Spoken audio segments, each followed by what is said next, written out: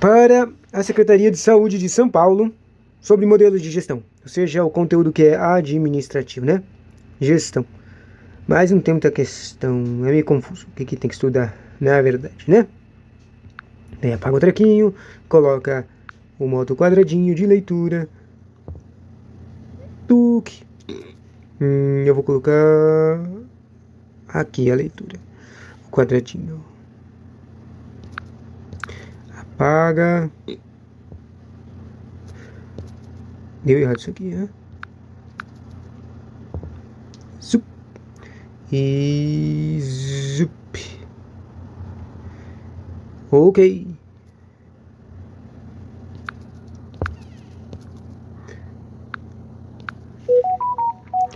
Modelos de administração pública. A administração pública evolui entre os modelos básicos: administração pública patronalista, administração pública burocrática, administração pública gerencial. Segundo Savenato, essas três formas sucedem no tempo sem que qualquer uma delas inteiramente seja de fato totalmente abandonada. Utilização de modelos na administração pública atual: modelo gerencial, modelo predominante, modelo burocrático ainda utilizado, modelo patrimonialista, existem traços práticas, e modelo... Depois tem uma explicação de cada um. Modelo patrimonialista.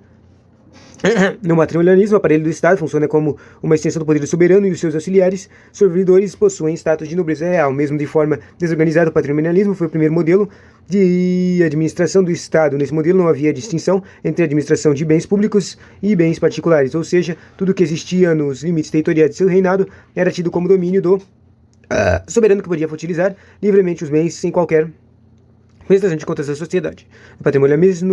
No patrimonialismo não existiam carreiras organizadas no serviço público e nem se estabeleceu a divisão do trabalho. Os cargos eram todos de livre nomeação do soberano, que os direcionava a parentes, diretos e demais amigos da família, concedendo-lhes parcelas do poder diferenciados de acordo com seus critérios pessoais de confiança. Uma prática frequente era a troca de favores por cargos públicos. Neste caso não se tratava de parentes e amigos, mas de interesses públicos ou econômicos. Em regra geral, quem detinha um cargo público o considerava como um bem próprio seu de caráter hereditário para sua família, que passava de geração para geração.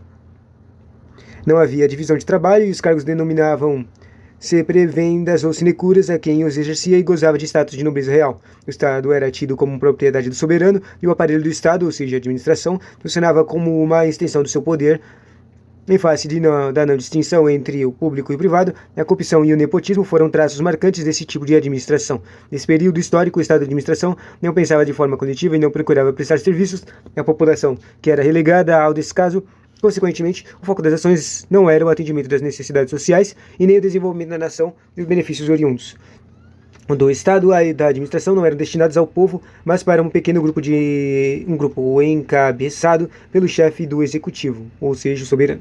A base desse poder absoluto estava na tradição vinculada à pessoa do soberano, que contava com um forte aparato administrativo direcionado à arrecadação de impostos e com uma força militar para defender os seus territórios e intimidar os opositores. Daí algumas fontes, né? Um livro de um cara chamado Paludo e o livro do Savenato. Bom, não somente o soberano agia arbitrariamente, mas também os seus auxiliares servidores que atuavam baseados na forma de agir e nas ordens diretas recebidas de seu superior. Apenas alguns traços da tradição. Um momento, por favor. Apenas alguns traços da tradição eram respeitados, a fim de manter a ordem de seus territórios. Os servidores públicos, só se é quem podemos chamá-lo assim, consistem basicamente na segurança, proteção e defesa contra invasores na justiça exercida pelo soberano ou alguém que por ele designado de forma discriminatória, mas com respeito a certas tradições, principalmente as de caráter religioso. Eventualmente, os bons súditos contavam com auxílio econômico em casos de necessidade. Pode-se resumir as principais características da administração patrimonialista como confusão entre a propriedade privada e propriedade pública, impermeabilidade da participação social privada, isso aqui é tudo característica, né? Endeusamento do soberano, corrupção e nepotismo, caráter discricionário e arbitrário das decisões, ausência das carreiras administrativas, desorganização do Estado de administração, cargos denominados prebendas ou sinecuras, descaso pelo cidadão e pelas demandas sociais. E, finalmente, o poder oriundo da tradição hereditariedade. Atenção!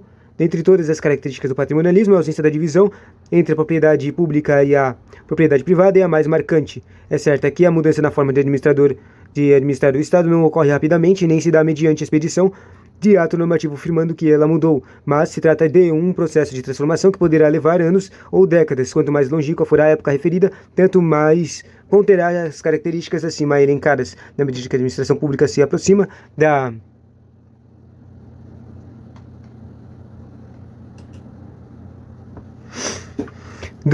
se aproxima do século XIX, algumas dessas características iriam desaparecer. Essa forma de administração vigorou nos estados de forma predominante até a segunda metade do século XIX, quando o surgimento das organizações do grande porte, o processo da industrialização e as demandas sociais emergentes forçaram os governos a adotar um novo modelo de administração capaz de responder tanto aos anseios dos comerciantes e indústrias, quanto aos da sociedade em geral. Em países como o Brasil, o Estado a administração ainda teria a missão de alavancar o processo de desenvolvimento nacional, modelo burocrático. Na fase da desorganização do Estado, em termos de prestação, quer dizer, acabou o patrimonial, agora está explicando o burocrático, né? Modelo burocrático, em face da desorganização do Estado em termos de prestação de serviços públicos e da ausência de um projeto de desenvolvimento para a nação, aliados à corrupção e aos nepotismos comuns na área pública, um novo modelo de administração se fazia necessário. Era preciso, então, reestruturar e fortalecer a administração pública para que pudesse cumprir suas novas funções. O surgimento das organizações de grande porte, a pressão pelo atendimento de demandas sociais, o crescimento da burguesia comercial e industrial indicavam que o Estado liberal deveria ceder seu espaço a um Estado mais organizado e de cunho econômico. Enquanto no mundo a burocracia surge em volta do capitalismo e da democracia, no Brasil ele surge no período de militar e se desenvolve em plena ditadura. A administração pública burocrática surge na segunda metade do século XIX, na época do Estado liberal, como forma de combater a corrupção e o nepotismo patrimonialista. Constituem princípios orientadores do seu desenvolvimento a profissionalização, a ideia da carreira, a hierarquia funcional, a impessoalidade, o formalismo e em síntese um poder racional legal. Os fatores administrativos visando evitar a corrupção e o nepotismo são sempre prioridade. Parte-se de uma desconfiança prévia nos administradores públicos e nos cidadãos que eles dirigem demandas. Por isso são sempre necessários controles rígidos dos processos, como por exemplo na admissão de pessoal, nas compras e no atendimento das demandas. A administração pública burocrática surgiu como uma filosofia de combater as práticas patrimonialistas. O controle, que era a garantia do poder do Estado, transformava-se na própria razão de ser do funcionário.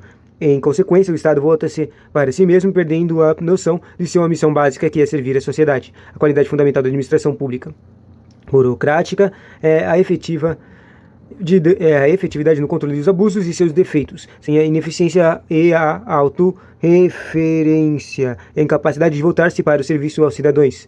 Esses defeitos, entretanto, não se revelaram determinantes na época do surgimento da administração pública burocrática, porque os serviços do Estado eram muito reduzidos. Nessa época, o Estado limitava-se a manter a ordem e administrar a justiça e garantir os contratos e a propriedade. Agora é sobre a atuação do Estado burocrático. O Estado burocrático mantém a ordem, era o ponto que eles queriam, era manter a ordem, administrar a justiça e garantir contratos e propriedades. Na administração burocrática, elas trouxeram novos conceitos. Na administração pública, os conceitos novos eram a separação entre a coisa pública e privada, regras legais e operacionais previamente definidas, e a reestruturação e reorientação da administração para atender ao crescimento das demandas sociais e aos papéis econômicos da sociedade da época, juntamente com o conceito de racionalidade e eficiência administrativa no atendimento das demandas da sociedade. E com isso aqui, 9 minutos de texto, e eu acho que já fez um quarto do texto, né? Vamos lá. Eficiência administrativa no atendimento da demanda da sociedade. Todos os estudos a respeito da burocracia nos levam ao sociólogo alemão Max Weber, que no início do século XX escreveu suas obras a respeito da burocracia e das organizações burocráticas. Weber descreveu a burocracia como um tipo de poder ou denominação baseada na lei e no direito em que a divisão do trabalho é realizado de forma racional e de acordo com as normas pré-estabelecidas. A burocracia de Weber é uma organização em que as consequências desejadas são completamente previsíveis. Para ele, a burocracia era a organização por excelência. Atenção, o caráter racional da burocracia significa escolher racionalmente os meios adequados para alcançar os fins desejados. A burocracia corresponde a uma instituição administrativa pública ou privada, cujos pilares são o caráter legal das normas, procedimentos e racionalidade e formalidade. Fontes, Chavenato, Administração Geral, e um cara chamado Torto Sharkis, Hermano, Métodos Estruturalistas, Pesquisa de Ciências de Gestão. Interessante. No meu estudo de administração nunca tive visto esse cara. Interessante. Bom, tá falando aí do burocrático, caracterizado como uma forma superior de organização capaz de realizar de modo eficiente em um grupo em grande escala as atividades administrativas através do trabalho de muitos funcionários, organizando de maneira racional. É o tipo de organização que proporciona a profissionalização de seus funcionários, visto que se orienta pelos princípios de competência e meritocracia e não se prestando a favores pessoais e indicação política, típicos do patrimonialismo. Estudos recentes identificaram uma dupla racionalidade nos escritos de Weber, a formal e substantiva. Escritas dupla racionalidade formal e substantiva, o que será que significa isso? Segundo Turchinskis, a racionalidade formal é constituída pela calculabilidade e previsibilidade do sistema jurídico e econômico. Formal é jurídico.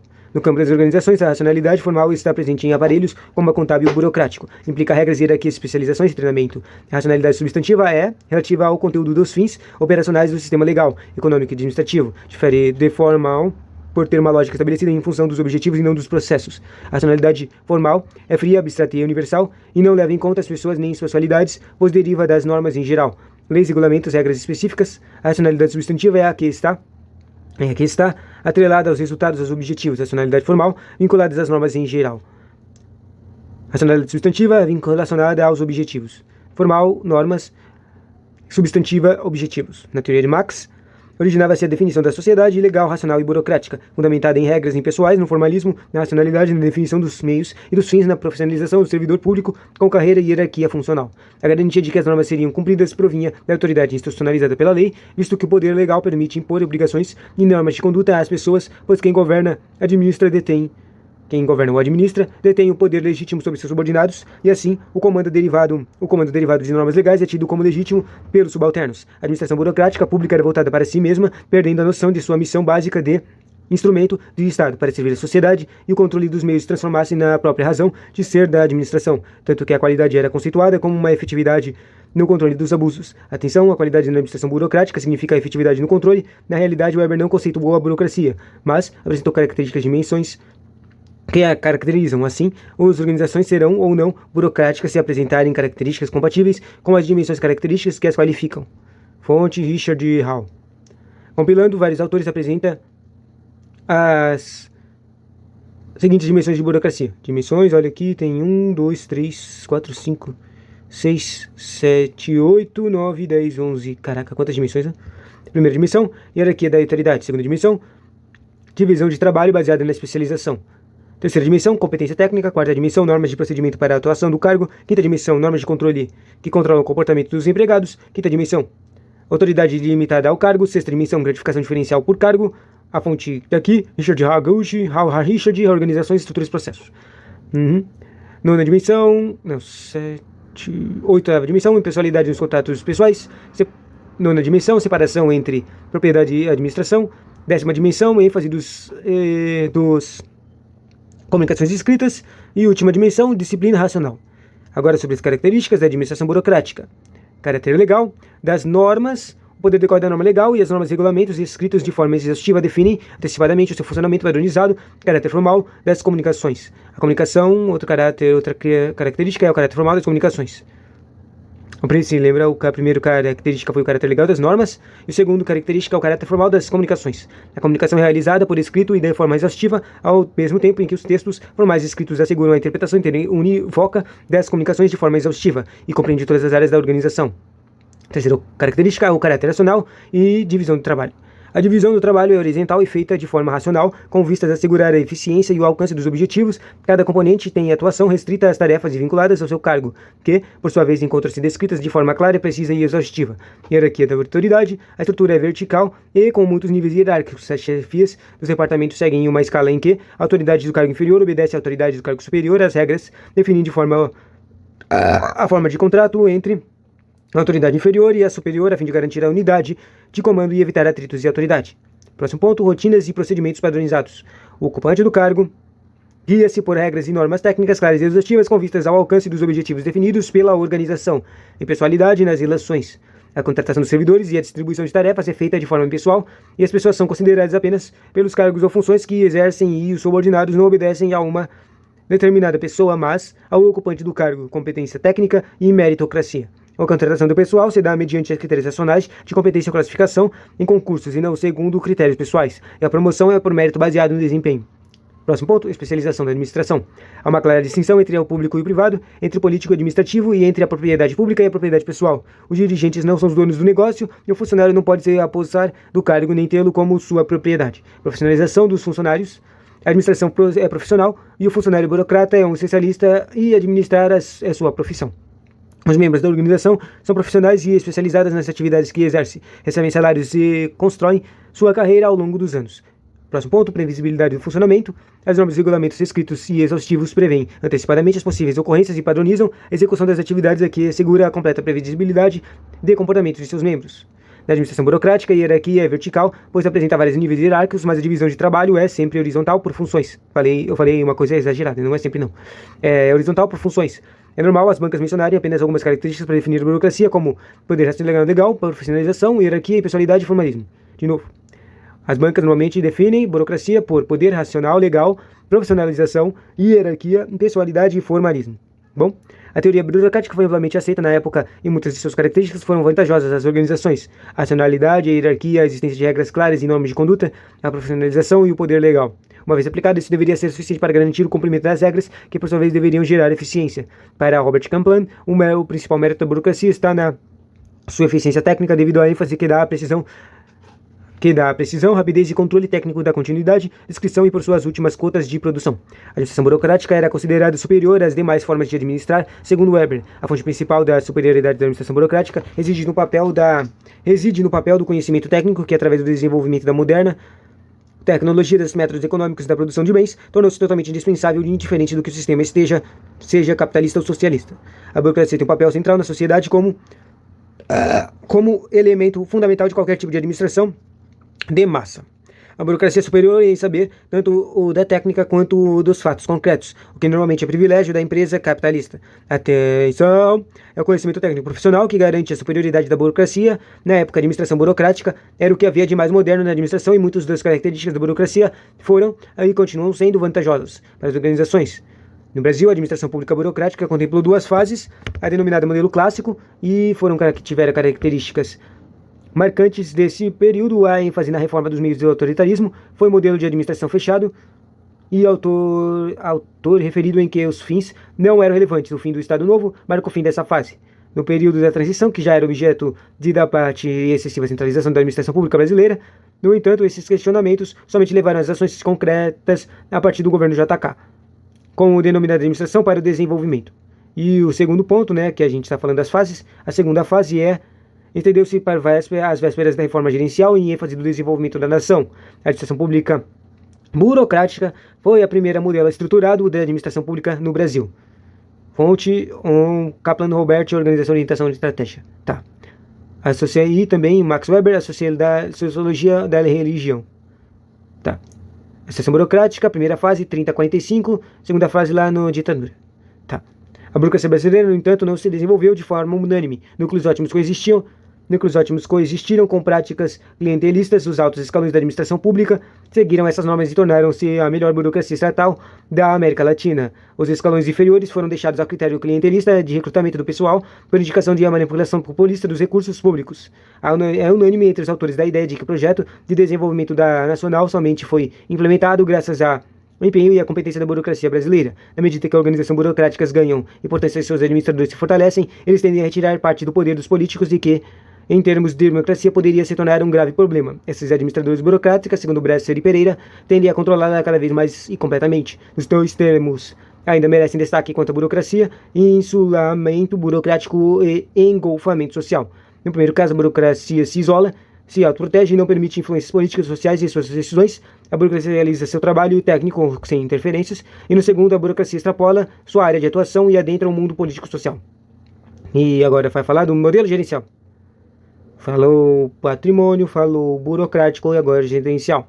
É o novo vinho. O mundo mudou, a sociedade mudou também. E as pessoas também mudaram. Assim como a economia das nações apresentou grandes mudanças e tecnologias inusitadas apareceram. A competitividade das nações e a eficiência na administração e a busca dos resultados se tornaram palavras de ordem. O Estado político estava em crise e procurava redefinir esse papel. Era necessário que a administração pública também mudasse para dar conta de atender às exigências da nova ordem mundial e a expansão das funções econômicas e sociais do Estado.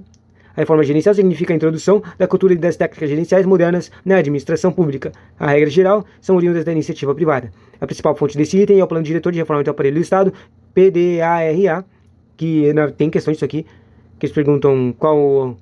Tem muitas dessas questões são muito mal, porque não tem nada, meu. Às vezes cai essas perguntas estranhas que ninguém estuda direito. Assim, eles vão lá e perguntam uma coisa: qual foi um marco da administração, às vezes eles colocam uma administração específica, tipo a burocrática, a patrimonialista e a gerencial que a gente está lendo agora, ou eles só perguntam qual foi o marco da administração, um grande marco da administração, ou seja, eles fazem uma pergunta ambígua e daí tem um monte de coisa lá que pode ser. Bom, administração pública gerencial, mas na verdade isso aqui que eu estou lendo aqui, ó, plano diretor de reforma de aparelho, normalmente é a resposta certa. Bom, a administração pública gerencial emerge na segunda metade do século XX como resposta de um lado à expansão das funções econômicas e sociais do Estado e de outro ao desenvolvimento tecnológico e à globalização da economia mundial. Uma vez que ambos deixaram à mostra os problemas associados à adoção do modelo anterior. A eficiência da administração pública, a necessidade de reduzir custos e aumentar a qualidade dos serviços, tendo a cidadão como beneficiário, torna-se então essencial. A reforma do aparelho do Estado passa a ser orientada. Fonte: Bresser Pereira, contra a corrente, a experiência no Ministério da Fazenda. Revista Brasileira de Ciências Sociais. Interessante. Bom, de novo, testemunho ao predominante pelos valores da eficiência na qualidade da prestação dos serviços públicos e pelo desenvolvimento de uma cultura gerencial nas organizações. Considerado essencial a busca de eficiência para criar a redução de custos dirigido ao cidadão. E também fazer o aumento da qualidade para o quê? Na verdade, eu acho que isso aqui era uma tabela que ficou meio estranha, né? Bom, esquece, não vou tentar desvendar essa tabela. A administração pública gerencial constitui um avanço e, até certo ponto, um rompimento com a administração pública burocrática. Isso não significa, entretanto, que negue todos os seus princípios. Pelo contrário, a administração pública gerencial está apoiada na anterior, da qual conserva alguns de seus princípios fundamentais, como a admissão segundo rígidos critérios de mérito, a existência de um sistema estruturado e universal de remuneração às carreiras e a avaliação constante do desempenho e treinamento sistemático, e a diferença fundamental está na forma de controle que deixa de basear-se nos processos para concentrar-se nos resultados. A diferença fundamental da administração gerencial para a burocrática está na forma de controle, que agora se concentra nos resultados para fins pretendidos. Na administração pública gerencial, a estratégia voltar-se para a definição precisa dos objetivos que o administrador público deverá atingir em sua unidade, e para a garantia, também se volta para a garantia da autonomia do administrador na gestão dos recursos humanos, materiais e financeiros que lhe forem colocados à disposição para que possa atingir os objetos controlados. E por fim, para o controle da cobrança a posteriori dos resultados. Adicionalmente, pratica-se a competição administrativa no interior do próprio Estado quando há possibilidade de estabelecer concorrência entre unidades internas. Só para comentar isso aqui, que não dá que do jeito que está escrito aqui não é muito fácil de entender. Basicamente é que na burocrática era focado totalmente em como fazia, certo? Então você está fazendo tudo eficiente e treco, mas às vezes não tinha as finalidades, ou seja, o que está falando aqui, os objetivos, não eram acompanhados, não eram completados, entende? Mas aqui, no gerencial, eles focam nisso aí. Então, quando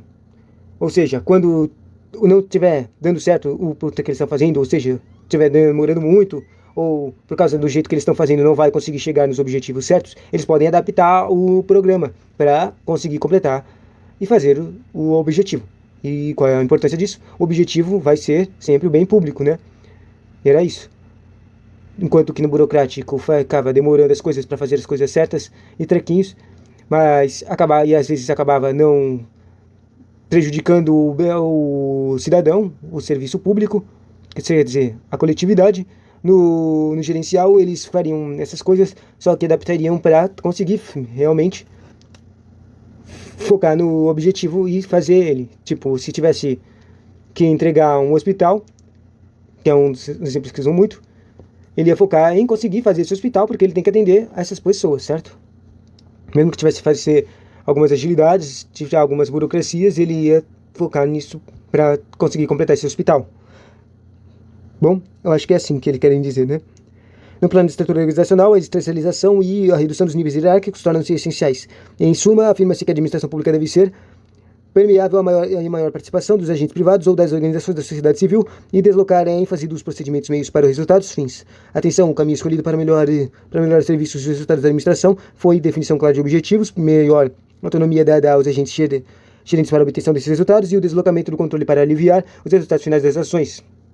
A administração pública gerencial inspira-se na administração de empresas privadas, mas não pode ser confundida com esta. Enquanto a receita das empresas depende de pagamentos de clientes fazem livremente na compra de seus produtos e serviços, a receita de Estado deriva-se de impostos, ou seja, contribuições obrigatórias sem contrapartida direta. Enquanto o mercado controla a administração dos empresas e sociedade, por meio de políticos eleitos, controla a administração pública. Enquanto a administração da empresa está voltada para o lucro privado, a administração ela maximiza os interesses dos acionistas, esperando que, através do mercado, o interesse coletivo seja atendido.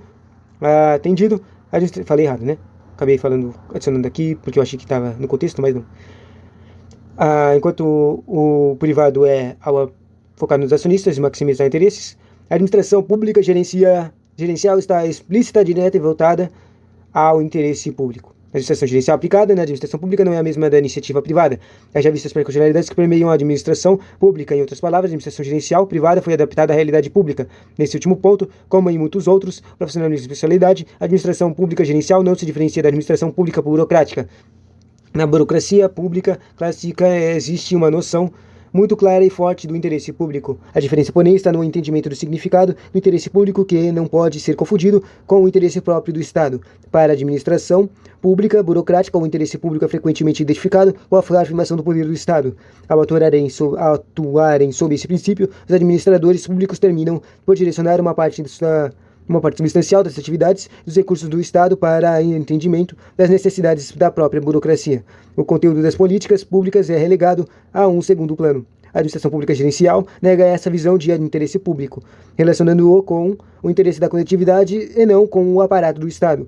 O PDARA, que se lembra que é o Plano de Desenvolvimento Administrativo lá, afirma que a administração gerencial, até certo ponto, é um rompimento com a administração burocrática, e afirma também que, em muitos pontos, não se diferencia da administração burocrática.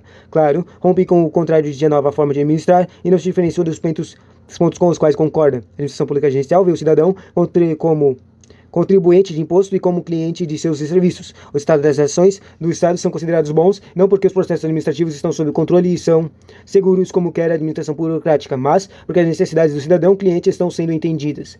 Atualmente, tem-se uma dimensão ainda maior do cidadão a de titular da coisa pública. Assim, o cidadão e ao mesmo tempo o usuário financiador e titular de coisa pública, uma visão realista de reconstrução do aparelho do Estado.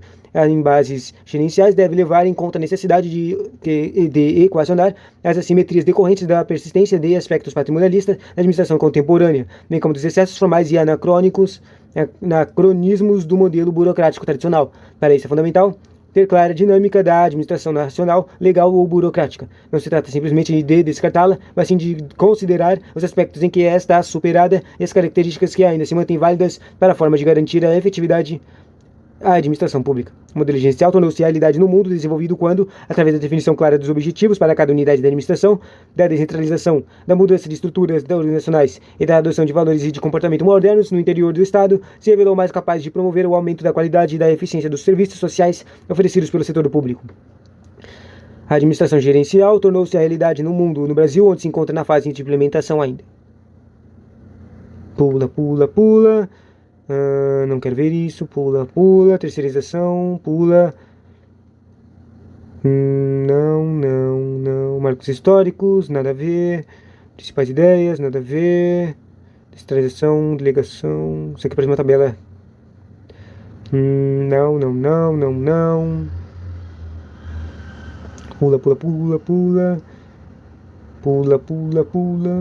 Isso aqui parece interessante. Aqui, ó. Administração de sistemas de informação e administração dos recursos de informação. Administração de tecnologia de informação na era da informação. Governo eletrônico. Utilização de recursos de TI no aumento da eficiência e da eficácia das ações externas da natureza operacional. Utilização dos recursos de TI para o aumento da eficiência, eficácia e efetividade de toda a natureza. Para a formulação de políticas para a prestação de serviços. Para aumentar as práticas democráticas no exercício da cidadania. E de novo, deu coisa estranha, né? E agora só vamos fazer essa questão. Vamos fazer duas questões, tá? E depois o gabarito. Existem assistente administrativo, os modelos teóricos da administração pública mudaram e evoluíram. Hoje o modelo adotado pela administração pública brasileira tem na forma de controle dos estados seu principal diferencial entre os modelos passados. E é denominado, deixa eu ver o que ele fala, forma de controle dos resultados. Bom, a gente já sabe que ele está usando o gerencial, né? Nesse momento. Então vamos escolher o que está escrito gerencial. O gerencial é o C. Tá. Vamos ver o próximo. Questão. Considerando os modelos de gestão da administração pública, assinale a alternativa que corresponde a um dos aspectos que deve ser percebido no processo de transição do modelo burocrático para o modelo gerencial da administração pública. Ou seja, uma coisa de transição, corresponde a um dos aspectos que deve ser percebido no processo de transição de modelo. Tá. Transparência dos atos do poder público. Não sei. Garantia do cumprimento de responsabilidade, combate à corrupção e nepotismo patrimonialista. Não, isso aqui era a tradição, é a transição do patrimonialismo para o burocratismo. Adoção de normas de procedimentos universais, acesso ao serviço público por mérito. Não, esse aqui não. Adoção por normas de procedimentos universais. Não, esse aqui é patrimonialismo, burocratia. Patrimonialismo, burocratia. Só sobrou 2. Transparência dos atos e garantia no cumprimento da responsabilidade. Garantia no cumprimento da responsabilidade. Espera, a gente não falou de coisa de responsabilidade na primeira? Vamos escolher a B. E só vamos responder essas 2 questões, tá? B. Tá, vamos ver o gabarito agora. Gabarito. E erramos a primeira, a segunda. Erramos a segunda. A segunda era A. E essa aqui tá certa. Era o compartilho ilícitos. Uhum. A 2 era... Cadê? Era A. Transparência dos atos do poder público. Isso é um treco de diferencial. Interessante. Tchauzinho.